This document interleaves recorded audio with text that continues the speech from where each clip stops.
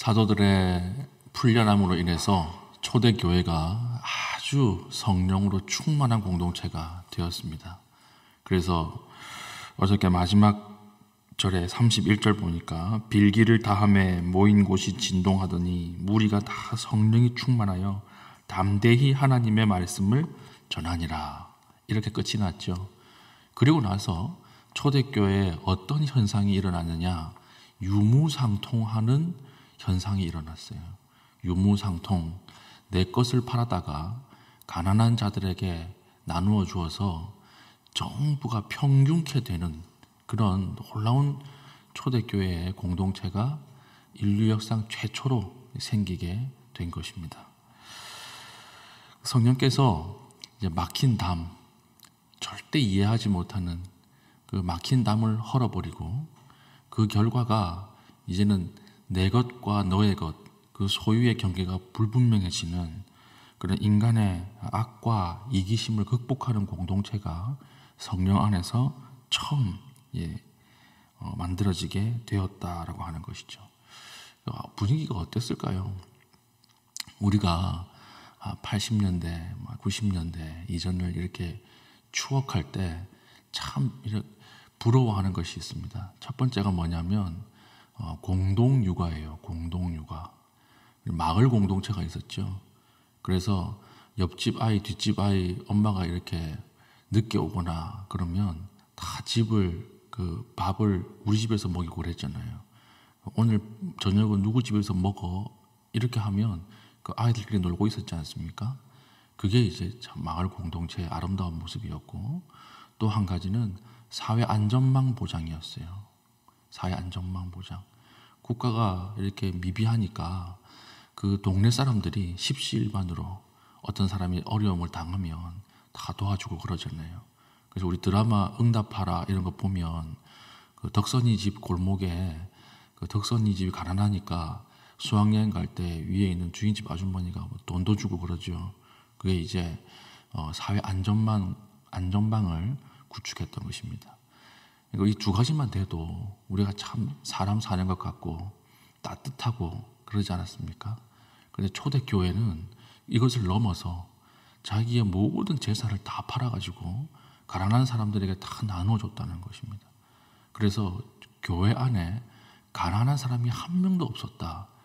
이것이 무엇이냐면 성령을 통해서 인간의 악과 이기심이 극복된 최초의 공동체가 탄생했다라고 하는 그런 기록이 되는 거죠. 그래서 33절부터 35절까지 보면 사도들이 큰 권능으로 주 예수의 부활을 증언하니 무리가 큰 은혜를 받아 그 중에 가난한 사람이 없으니 이는 밭과 집 있는 자는 팔아 그 판 것의 값을 가져다가 사도들의 발 앞에 두매 그들이 각 사람의 필요를 따라 나누어 줌이라. 성령이 충만으로 가득한 모습이었어요. 마치 이것은 어떤 사회 공동체라고 볼 수가 없고 가족 공동체라고 보이죠. 가족이 하는 것과 똑같습니다. 아버지가 돈을 벌어서 오면 그 자녀들이 아무런 대가 없이 쓰잖아요. 이걸 누가 정신 나간 짓이라고 하겠어요? 가족에 대한 사랑이라고 하죠. 그 정신 나간 짓을 우리 몇십 년 동안 하고 있지 않습니까? 자녀에게 그냥 주는 거예요. 그냥. 이것은 인간의 악이 아주 소멸된 모습의 사회 공동체가 성령 안에서 이루어졌다. 이렇게 볼 수 있는 거죠. 이걸 가지고 우리도 오늘날도 이렇게 돼야 된다. 그러면 안 돼요. 이건 역사 안에서 성령이 처음 하나님의 공동체를 만들 때 나타난 특별한 현상이에요. 이건 다시 언제 완성될까요? 주님 다시 오실 때 다시 완성되는 것입니다. 우리가 이 성령 공동체가 아주 부분적으로 실현될 수는 있지만 어떤 정치나 제도적으로 의도해서 만들 수는 없는 것입니다. 그래서 이런 공동체가 처음 생성이 됐으니까 얼마나 은혜가 충만했고 사회에 충격을 주는 그런 모습이었겠습니까? 그런데 초대교회에 이렇게 성령이 충만한 공동체에 찬물을 끼얹는 사건이 발생해요. 그 브레이크를 밟게 하는 사건이 발생을 합니다. 그 5장이죠. 바나바라고 하는 사람이 있었습니다. 이 사람 나중에 사도 바울의 영적 파트너예요. 같이 선교 여행을 하고 사도 바울을 데리고 이방인의 사도로 만든 사람이에요. 이 바나바라고 하는 사람이 아주 교회 안에서 칭송을 받고 있는 사람이었던 것 같습니다. 이 사람이 자기의 전 재산을 다 팔아서 부자였는데도 불구하고 재산을 다 팔아서 사도들에게 앞에 드리니까 온 교회 사람들이 칭송하는 거죠. 근데 이걸 딱 보고 이제 아나니아라고 하는 그 사람이 부러웠던 것 같아요. 근데 헌신은 하기 싫은데 칭송은 받고 싶었던 것 같습니다. 그래서 자기도 똑같이 가지고 있는 소유를 팔았어요. 오늘 보니까 팔고 나서 한 80% 정도 드린 것 같아요. 한 20% 정도 남긴 것 같습니다. 그러니까 오늘날로 치면 사실 이것도 엄청난 헌신이잖아요. 오늘날로 치면 아마 아나니아와 삽비라 동상 세우자 했을 거예요. 엄청난 헌신입니다. 그런데 이제 판 것을 80% 내놓고 20%는 자기가 딱 먹은 다음에 다 바쳤습니다. 이렇게 거짓말을 하니까 베드로가 뭐라 그래요? 어떻게 네가 성령을 속이느냐? 이렇게 해서 그 자리에서 혼이 떠나가서 죽는 사건이 생겨요. 그 뒤에 삽비라라고 하는 또 그 아내가 들어오죠. 아내가 들어와서 똑같은 말을 하는 거예요. 베드로가 너 정말 다 바친 것이냐? 이렇게 얘기를 하니까 아내가 예, 그렇습니다. 이렇게 이야기를 하거든요. 똑같이 죽습니다. 그래서 하루 만에 아나니아와 삽비라라고 하는 부부가 하나님 앞에서 죽음을 맞이하는 그 초대교회의 아주 무서운 일이 교회 안에서 벌어졌다라고 하는 것이죠.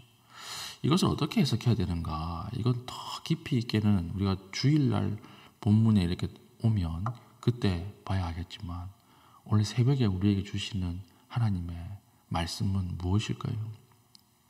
적용을 중심으로 얘기한다 그러면 악한 일에 마음 맞는 사람을 조심하라는 거예요. 악한 일에 마음 맞는 사람. 내가 악을 행할 때 그 옆에 항상 같이 있는 사람이 있습니다. 한번 곰곰이 생각해 보세요. 내가 악한 말을 할 때 그걸 항상 옳다 해주고 정당하다고 해주고 악한 일을 행할 때 항상 촉매 역할을 하는 사람이 있어요. 그 사람 누굴까요? 사탄이 보낸 선지자 같은 사람이에요. 그 사람. 내 악을 더 강화시키고 내가 악한 말을 할 때 더 맞장구를 치는 그런 사람 혹시 없습니까? 그런 사람 조심하라는 거예요. 오늘 아나니아와 삽비라가 우리가 다 바치지 말고 숨기자 이랬을 때 성경에 보니까 본문 보니까 알았다 그랬죠. 둘 다 알았어요. 숨기는 거. 그때 한 사람이라도 안 돼. 그러면 안 돼. 이랬다면 안 죽었을 거예요. 베드로도 그렇게 얘기하잖아요. 땅값이 다 네 거였고 파는 것도 네 마음이었고 바치는 것도 네 마음이었다. 바쳤어도 하나님 앞에 하나님이 축복했을 것이고 안 바쳤어도 축복했을 것이다. 얼마만 바쳤다고 하고 정직하게 이야기하고 바쳤어도 축복했을 것이다. 그런데 왜 성령을 속이고 거짓말했느냐? 이렇게 이야기하지 않습니까? 그러니까 안 바쳤어도 축복했어요. 하나님이. 반만 바쳤어도 축복했어요. 자기의 그 마음을 드리는 것이 중요한 것이었는데 칭송받는 그게 부러워서 땅값을 어느 일부만 바치고 다 바쳤다 이렇게 이야기를 해서 죽은 건 아닙니까? 악한 일에 마음 맞는 사람, 그 사람 아주 조심해야 하는 것이죠. 그러니까 둘이 하나님이 돕는 배필로 만나게 하셨는데 악의 배필이 되어버린 거예요. 악한 일을 하는 배필이 되어버린 것입니다. 그러니까 한 사람만 살아있어도 망하지 않습니다. 우리가 공동체에 들어가서 신앙생활을 해야 되는 이유도 여기 있어요. 한 사람만 놓으라고 이야기해도 공동체가 아주 악한 일을 할 가능성이 적으시거든요. 창세기에 소돔과 고모라 보십시오. 소돔과 고모라가 왜 망했습니까? 소돔과 고모라가 망한 이유는 악이 가득 찼기 때문에 망했다고 생각하는데 성경은 그렇게 얘기 안 해요. 악한 사람이 많아서 망한 것이 아니라 의인 10명이 없어서 망한 거예요. 의인이 없어서 망한 것입니다. 의인이 10명만 됐어도 소돔과 고모라는 안 망했어요. 아합 같은 사람 보십시오. 아합. 이런 사람들 아합이 금식했어요. 그리고 하나님 앞에 회개하는 모습도 있었습니다. 근데 아합이 언제 아합이 됐지요? 이세벨이라고 하는 이 여성을 만나고 나서 아주 악해지는 거예요. 돌이킬 수 없이 된 거예요. 악의 선지자 역할을 했던 여성이죠. 이 여성이. 그래서 이 두 사람이 만나니까 서로가 악의 동반자가 되었다라고 하는 것이죠. 악한 마귀가 악한 일을 할 때 악한 선지자 역할을 하는 사람을 보내요. 그래서 내가 죄악을 저지르고 내가 어떤 부정적인 이야기를 하고 불평을 할 때 그 옆에서 맞장구 치는 사람이 누구였는가를 오늘 기도하는 가운데 깊이 묵상하십시오. 그 사람을 관계에서 떨어뜨려 놓으십시오. 그것이 하나님 축복을 받는 길이다라고 하는 것이죠. 여러분, 악의 선지자 역할이 아니라 여러분 헌신하는 자리로 들어가고 사랑하는 자리로 들어가고 성령에 민감해지는 사람이 되고 또 여러분들이 그 자리에 서 계십시오.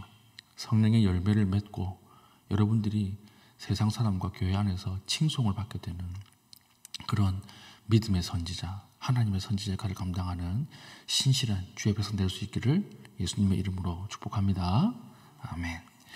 기도하겠습니다. 오늘 기도할 때 하나님, 욕심과 가식과 위선을 버리고 성령과 은혜로 충만하여 지체를 섬기는 하루 되게 해달라고 기도하시고, 또 한 가지는 오늘 실버 어르신들을 위한 소풍이 있습니다.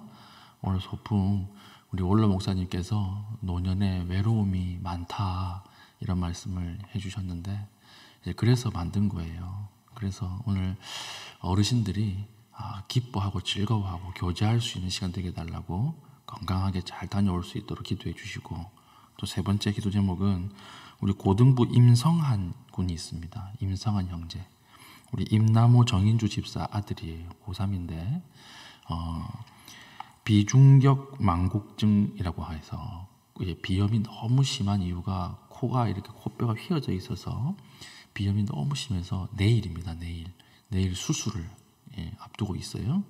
그래서 이 수술을 하고 나서 한 2주에서 3주 정도는 조금 고생을 해야 되는 것 같은데 수술이 잘 맞춰지게 되고 또 이 아이가 잘 회복되게 해달라고 우리 오늘과 내일 또 계속 회복할 때까지 기도해 주시면 감사하겠습니다.